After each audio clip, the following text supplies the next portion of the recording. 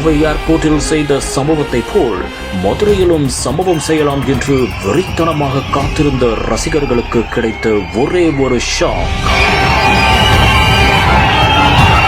ஒட்டுமொத்த ரசிகர்களும் இறுதியாக இடத்தை காலி செய்த சம்பவம் அப்படி என்ன ட்விஸ்ட் அது இந்த காணொளியில் காணலாம். காத்திருந்து காலங்கள் போகுதடி என்று படப்பிடிப்புக்காக விஜய் மதுரை வருவதாக கிடைத்த தகவலை நம்பி காலை முதல் ஏர்போர்ட்டில் காத்திருந்த ரசிகர்கள். நடிகரும் தமிழக வெற்றி கழக தலைவருமான விஜய் தீவிரமான அரசியல் பிரவேசத்தில் ஈடுபட்டு வருகிறார். கொடைக்கானலில் படப்பிடிப்புக்கு ஒன்றுக்கு விஜய் செல்வதாக தகவல் கிடைத்துள்ளது. இதற்காக சென்னையில் இருந்து தனி விமானம் மூலம் மதுரை விமான நிலையத்திற்கு வருவதாகவும் தகவல் கிடைத்துள்ளது.